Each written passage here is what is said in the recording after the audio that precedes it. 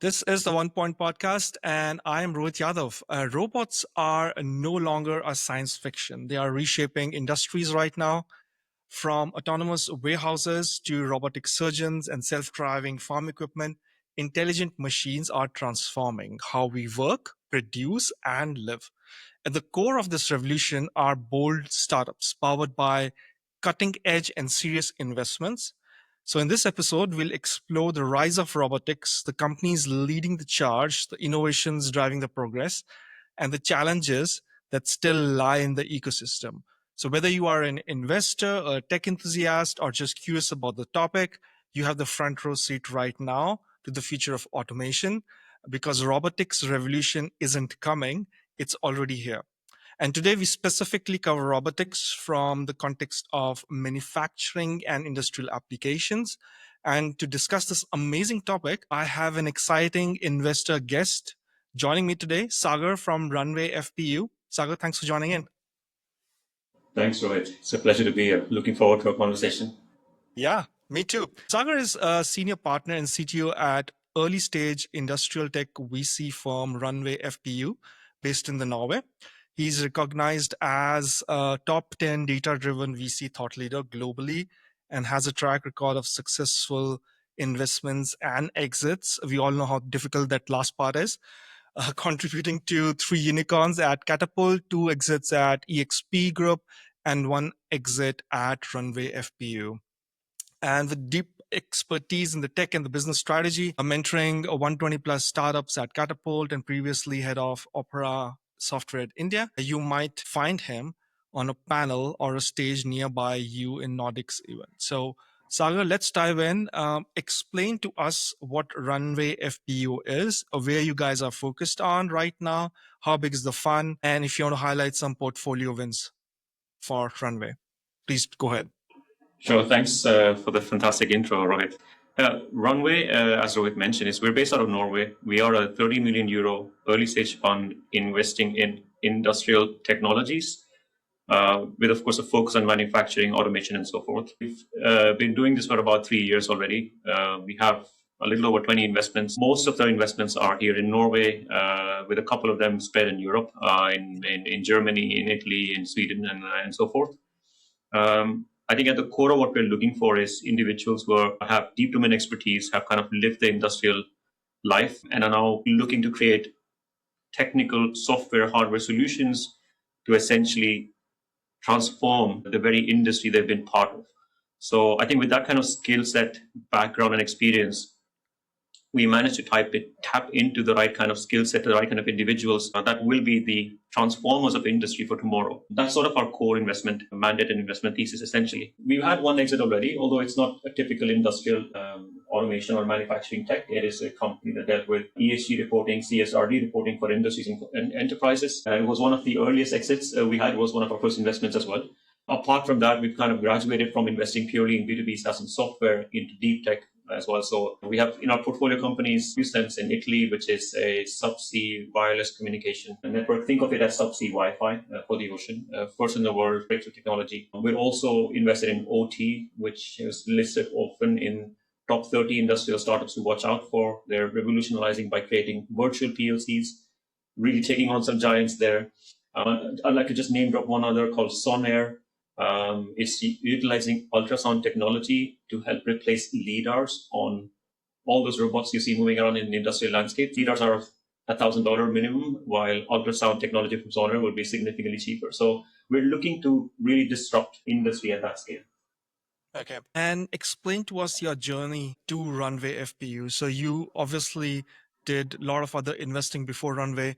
If you can explain to us what were your, let's say, different areas that you worked upon and how did you land up at this role? Actually, I'll take you back, if I may, I'll take you back a bit to my childhood, right? So I've always wanted to make money somehow, and not just through one enterprise, but through many. And so even as a kid, I read comics, I rented my clothes to my schoolmates. I did whatever I could to earn pocket money or money. I think that kind of led on to me almost dreaming up of new ideas or new businesses. And I literally have a notebook on the side of my bed where I just wake up in the middle of the night thinking, oh, that was a great idea. And I just note it down and sleep again. I probably ended up creating hundreds of those ideas, tried to catalog all of them. I did none of them. I figured all of them were really bad, once things matured and once thoughts settled down. But I always wanted to be and participate in a lot of different ideas, a lot of different companies, a lot of different businesses. Of course, I had a normal career. I studied computer applications. I worked for a tech company here in Norway. I moved back to India to set up the engineering office, but I also really wanted to work with commercial aspects. So I moved away from engineering and software development into more commercial aspects. I worked with this company for about 13 years. So, we had a fairly good exit. It was sold for over $1 billion to a Chinese consortium. That kind of brought me into EXP Group and Catapult. And that was the first time I got in touch with sort of the VC side of things, where over a very short period of 4.5 years, we looked at over 10,000 companies globally, invested in about 120 startups. We ran an accelerator program, so we had founders flying into Oslo, staying with us for about 12 weeks. As a group CTO, I was responsible for the tech program, and I think just getting that hands-on experience and working with some amazing, brilliant founders globally, that sort of showed me what my true love was, right? Was to work with so many businesses and help so many founders and build a lot of companies. And that kind of realization is what made me believe, okay, this is the space I need to be in. And I saw at the time when Runway was being incorporated, I met with the general partner or the managing partner as well for Runway, and we decided I'd join them as a senior partner here, as the first employee in, to try and build something from scratch. What actually excited me about Runway itself is our focus on industrial tech, and I think that's kind of where the next big wave will come from. And just to dive in 1 second on that is, if you look at the consumer tech side, as if you're a consumer, you've got smart as a phone devices and home devices taking care of everything about you and around you. If you look at the industrial landscape, that isn't really true. So some of the largest consumer companies have already been created, and you know them. On the S-curve of technology development, those companies are high, riding the top wave. On the industrial side, it's a blue ocean. The world is still waiting to find and create those very large companies who will transform how industry works and operates today. So I think that entire space is it's so empty, it's so exciting. It was almost a no-brainer for me to kind of jump on board and do this at Runway. Okay. Awesome to hear your story and what all you did, and kind of it was ingrained in your, let's say, future to be in this area, right? So time will tell. I hope so.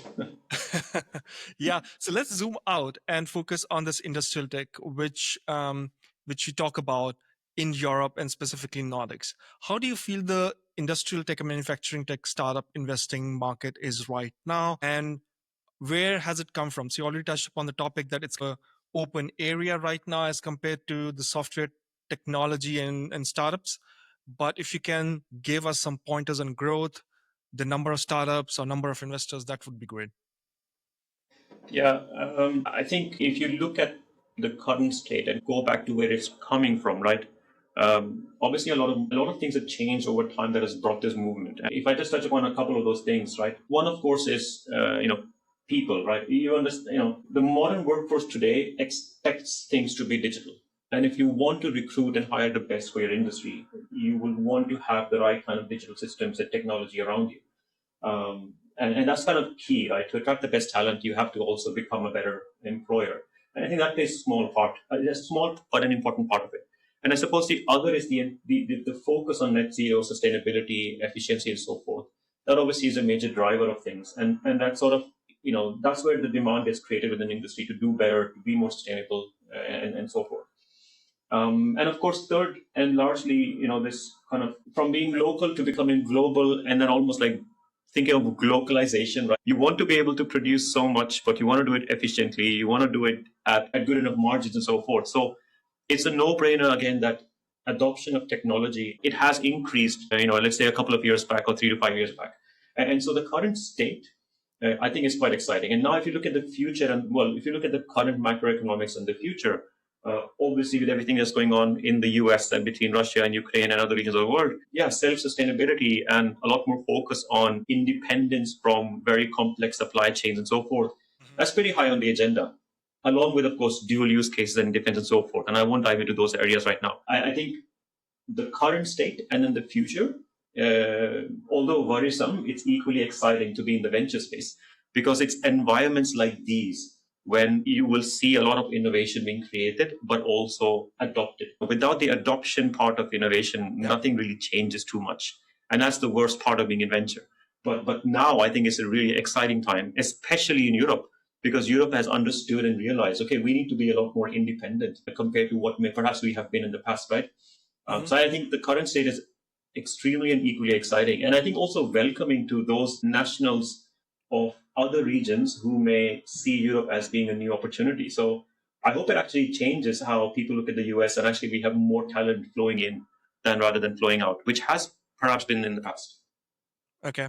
So you think from a macro perspective, although some of those things within those macro are not good, but still it's driving the adoption part of the ecosystem, which is, as you mentioned, equally important.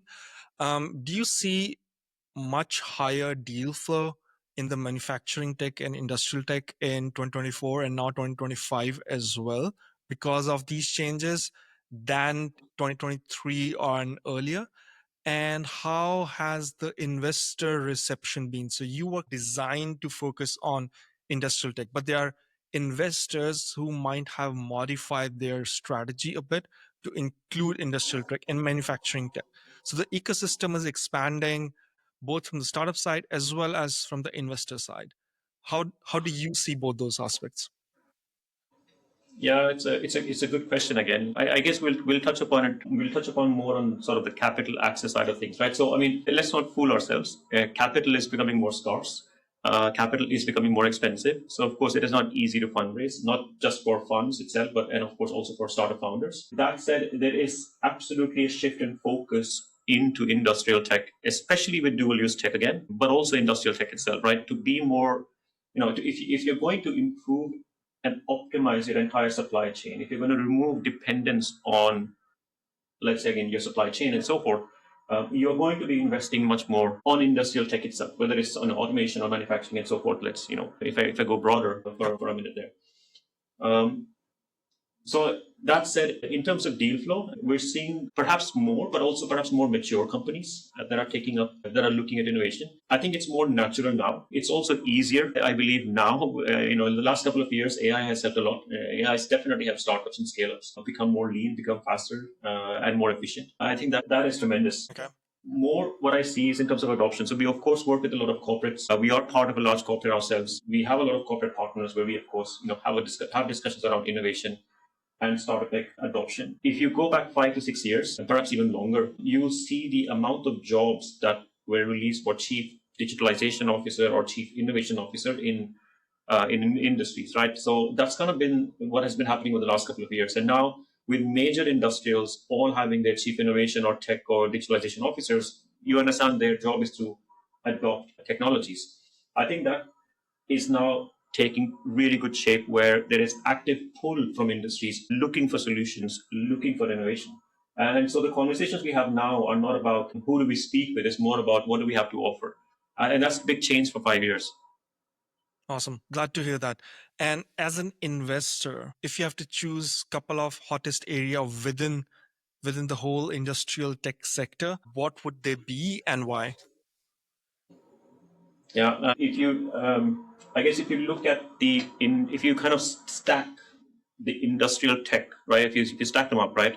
Look at the bottom and the most horizontal layer. Now, that's for me, that is sort of the IoT and the connectivity part, right? So you could almost say, enhance connectivity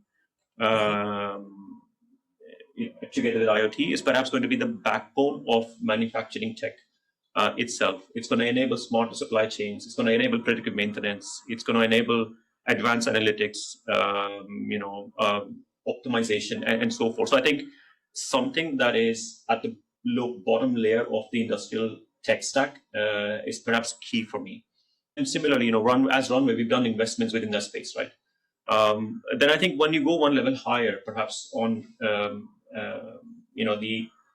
the outcome of advanced analytics is you enable predictive maintenance, you enable smarter decisions. I think that for me is sort of the next layer. But I think the beneficiary of this, of course, are ultimately people. when you talk about automation and robotics, to some extent, of course, you're replacing the very people that do the work with their hands, but you're replacing it with some sort of automation and robotics. But what you're really enabling is you're enabling people to act with more scale and with more speed.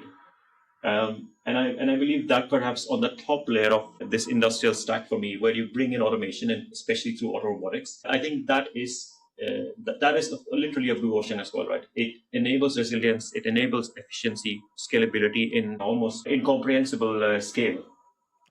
Nice to hear about all this on the manufacturing sector and how you look forward to it in different segments and so on. Sagar, now I want to focus on the very important critical aspect, the fundraising topic. And everyone talks about it, but nobody really discusses it. So why is it so difficult in manufacturing tech or industrial tech to raise funds for a startup?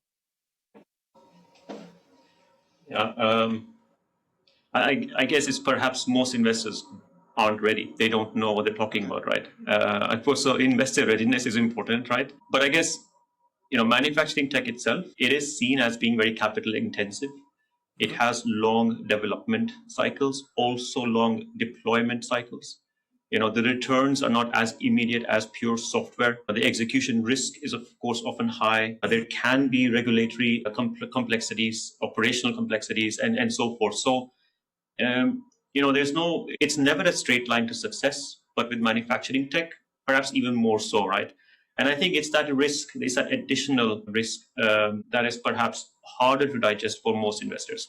But of course, if you are as a founder, if you do your homework and you look for investors who understand industrial space, the manufacturing tech space, and you identify the right investors to speak with, it would be far easier. You could also say some bit about why founders, perhaps it's not as hard, but founders find it hard because perhaps they don't know how to approach these investors or how they should package their communication, right? A common mistake I see is founders often pitching their product instead of pitching their company. And as a founder, your company is the product that investors buy, not the product. So yeah, I understand you want to explain the problem space and the product, and that's fine. But really stick to about how will this company as a product work for the investor? How will it create the returns the investor expects? Right, more so than perhaps a more traditional VC investing in software. So it goes both ways, right?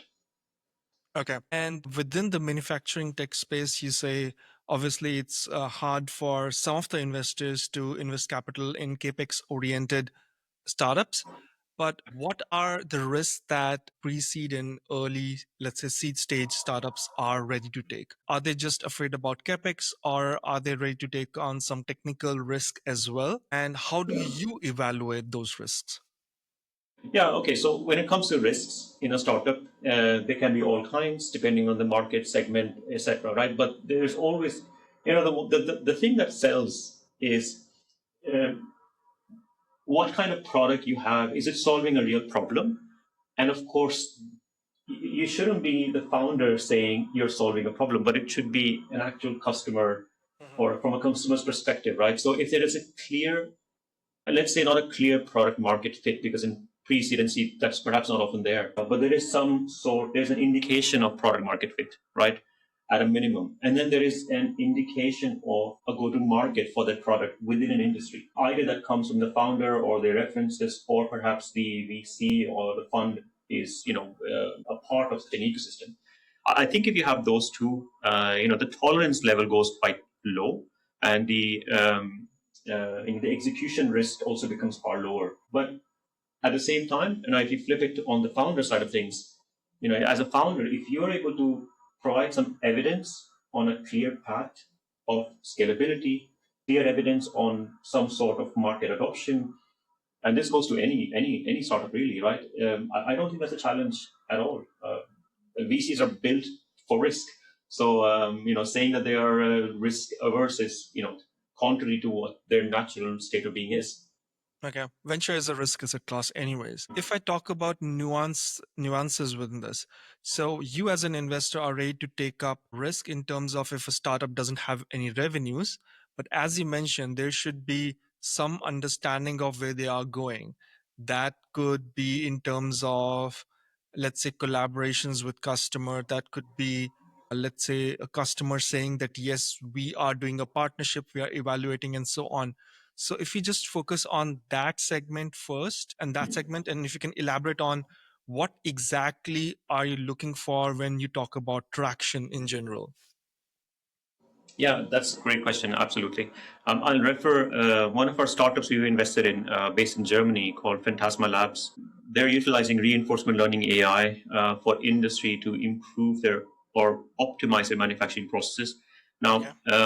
Now, when it comes to kind of AI startups in general, the biggest challenge for them to solve a problem requires abundance of training data. Most industries or today do not have it. Perhaps they've had it, but they haven't stored it correctly. It's not accessible, and so forth. And so the reason we went into Phantasma is because they're able to do simulation-based training, create AI models for industries that do not have a lot of data. Right Okay. now, relatively new startup. We went in at quite an early stage, and I suppose the reasons why, and that can also answer the question. Right now, I think if I focus on three important things, one is try to be more data driven about it. So, as an investor in the ecosystem we come from, we understand the importance of data, but we were also demonstrated by the founder at Phantasma Labs on the sort of the unpreparedness of industry, the amount of industry and the opportunities that exist but do not have sufficient data. So, clearly, there's a big market that wants Okay. to use AI but needs a service like Phantasma. And I suppose the second is kind of on focusing on execution. So they demonstrated the ability to go from proof of concepts to execution, and with a clear proof of point of working with industrial clients, delivering a POC within a short time frame, and going and working on the POC for a short time frame, proving their value, and switching on to a contract.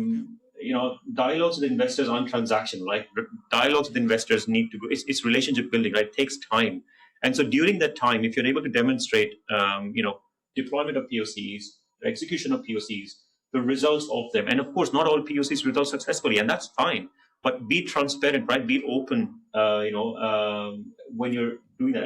And that touches upon my third point. Just be more genuine, right? So if you're being more genuine and having real conversations with investors about your process of market product adoption, proceeds of deployment, and how it looks forward, I think it's fairly easy to kind of de-risk, pre-seed investments in this space for the investors. That's sort of what worked for us in the case of Phantasma Labs, at least, and how we kind of matured the relationship over time and understood what was happening. Okay, understood. I know you captured some of the points, but if there's any point remaining with respect to mistakes that founders make while pitching to VCs, you can cover that now. Okay, there's a lot of mistakes. Let's not to. I guess the biggest. I think the biggest.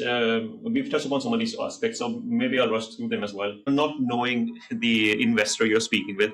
So Okay. just as you have a product, and for a product you have your ICP, your ideal customer profile.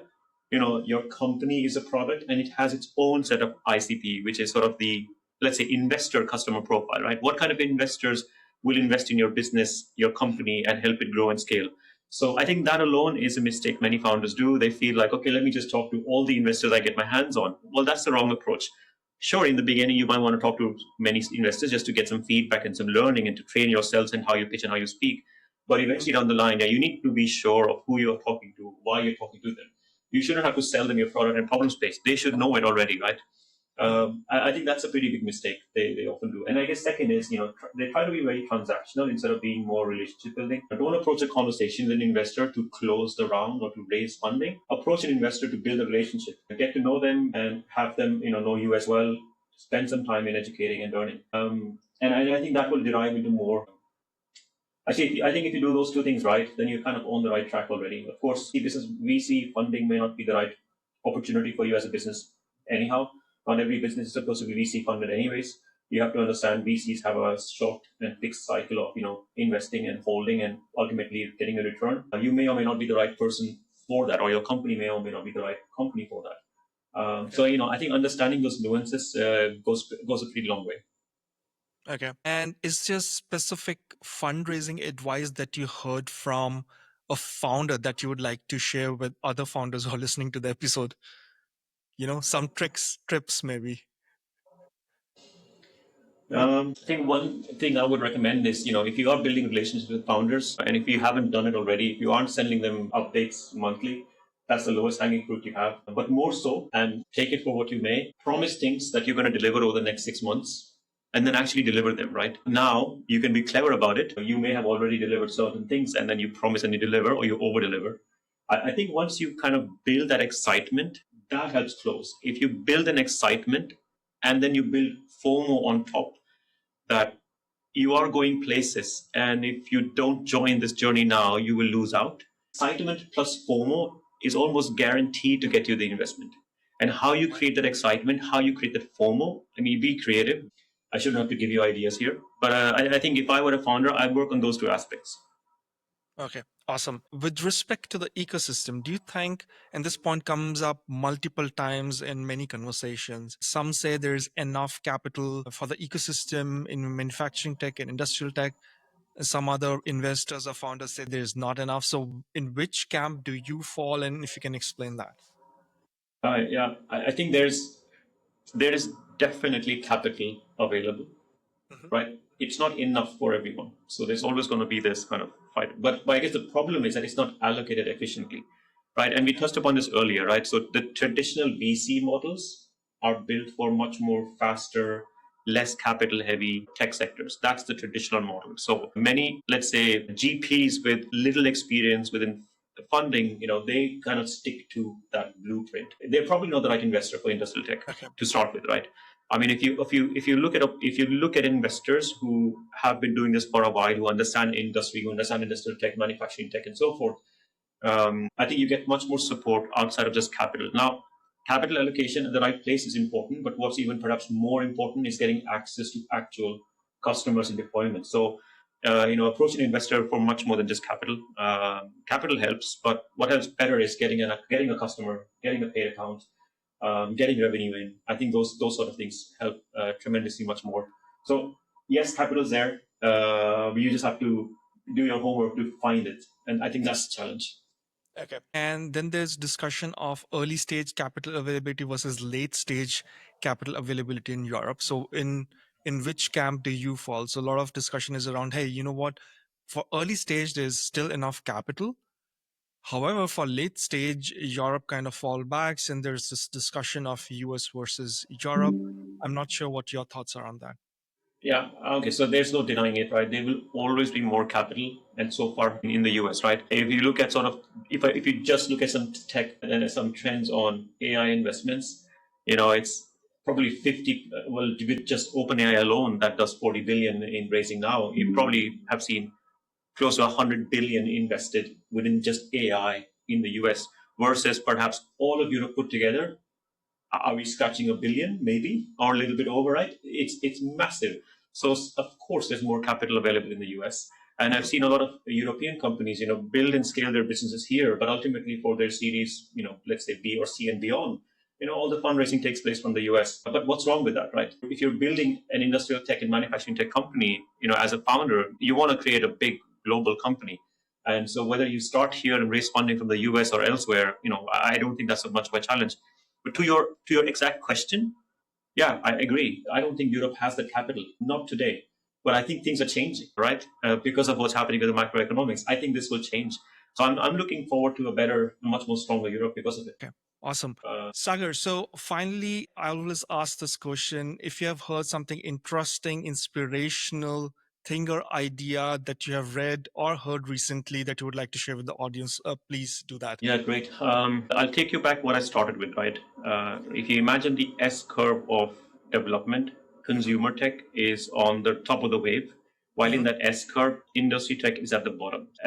I'm literally have been seeing this for the last couple of years, and I totally believe in it that if you're working at a large industrial tech, if you're working in a large industry, or old school manufacturing tech facility and company and so forth, right? I think you are the ideal founder to create disruption using some sort of digital technology, whether within automation or robotics or at the infrastructure layer or at analytics, you name it, right? I think industry is ready and ripe for disruption.